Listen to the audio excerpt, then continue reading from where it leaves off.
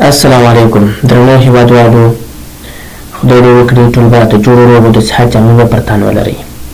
دا چې زموږ تېرې ویډیوګانې د انګلیسي او د کمپیوټر په باره کې وي نو غواړو موږ د کمپیوټر یا د انګلیسي درسو ته نور هم ادامه ورکړو.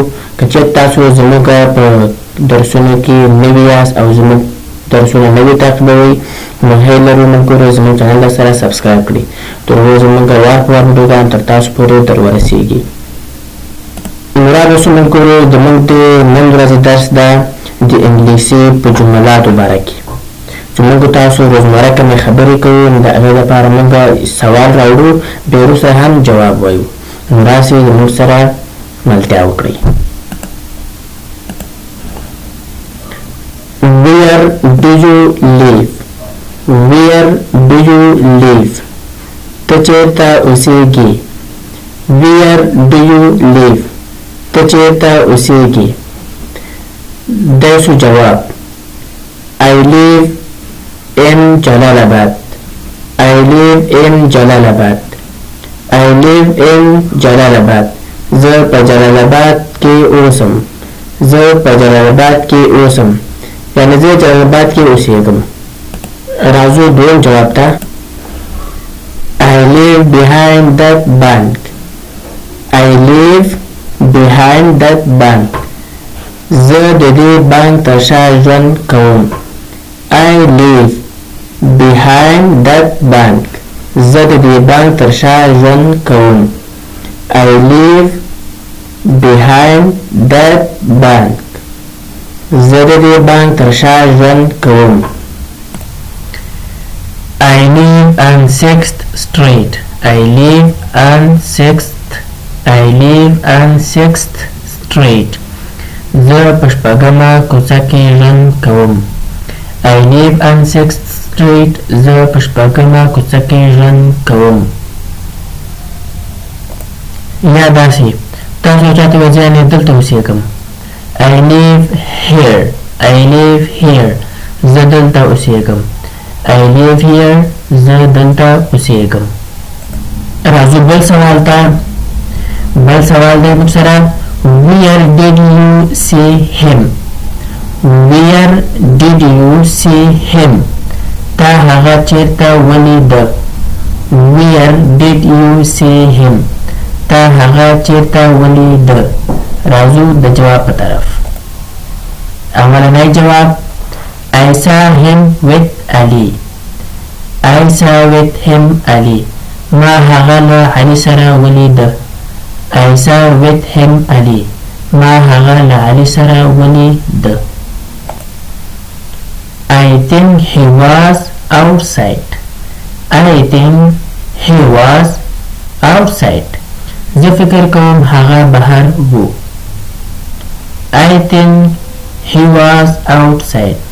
زه فکر کوم هغه بهر و. یعنی د بل مثال په توګه باندې ماته یو کس وایي چې هغه چېرته و یعنې علي چېرته و زه ورته وایم چې هغه د ملګرو سره و. څنګه به وایم؟ راځو دې جواب ته. He is with friends. He is with friends.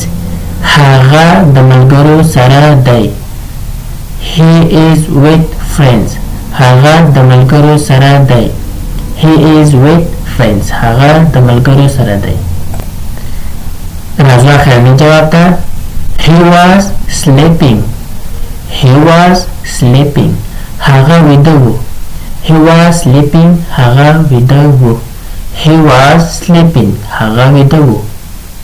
بل سوال دی ملګرو موږ سره ته چېرته یې؟